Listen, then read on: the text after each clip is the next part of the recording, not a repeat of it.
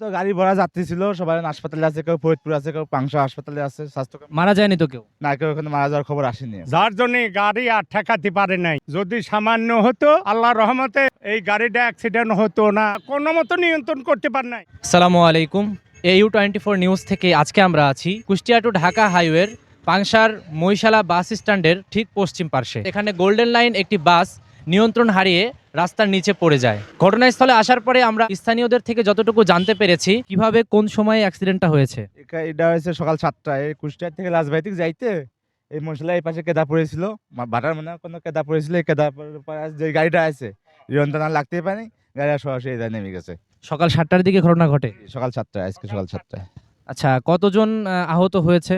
তো গাড়ি ভরা যাত্রী ছিল, সবাই হাসপাতালে আছে, কেউ ফরিদপুর আছে, কেউ পাংশা হাসপাতালে আছে, স্বাস্থ্য মারা যায়নি তো কেউ? না, কেউ ওখানে মারা যাওয়ার খবর আসেনি এখন। আচ্ছা, ড্রাইভার এবং যারা হেল্পার ছিল, এরপরে হচ্ছে সুপারভাইজার যারা ছিল, তাদের কি অবস্থা? আহত, ওরা খুব আহত, ওরা গুরুতর আহত বেশি। অ্যাক্সিডেন্টটা হয়েছে ওই ভাটার মালিকরা যে ড্রাম ওই ট্রাকে মাটি নেয়, এই ড্রাম ট্রাক ওইলো গলিত কাদা গলিত, সেইটা ওই ট্রাকে ভরা ছিল, ড্রাম ট্রাকে ভরা ছিল। হ্যাঁ, ওইটার পিছনের ডালা খুলে গেছে প্রায় 100 ফিট, একেবারে আমার ঢালতি চলে গেছে ওই একেবারে পুরো রাস্তায়। হ্যাঁ, ও যে লেবার দিয়ে প্রশাসনের লোকজন ওই যে মাটি ওই পাশে ফেলাইছে, এখন পরিষ্কার করতেছে। হ্যাঁ পরিষ্কার করতেছে।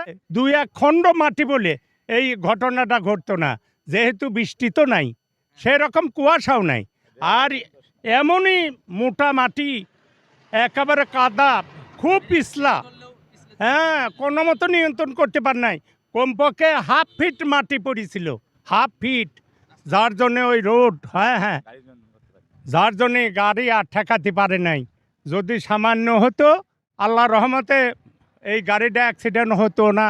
ভাটা থেকে কি কেউ এসেছিল এখানে, যে ভাটার মাটি পড়ছে এখানে? লোক এখন ভয়তে তো আসবেই না, এটা কোন ভাটার মাটি ছিল আমরা জানতে পারি নাই। দর্শক, আমরা শুনছিলাম ঘটনাস্থল থেকে যে গোল্ডেন লাইন বাসটা কিভাবে নিয়ন্ত্রণ হারিয়ে খাদে পড়ে গিয়েছে। যারা ভাটার লোকজন রয়েছেন তাদের প্রতি একটা মেসেজ থাকবে, আপনাদের যেই গাড়িগুলো থাকে, যেগুলো মাটি বহন করে থাকে, মেন রোড অথবা বাই রোড দিয়ে যেগুলো যাওয়া আসা করে, অনেক সময় দেখা যায় যে রাস্তার উপরে অনেক মাটি লেগে থাকে, মাটি পড়ে যায়।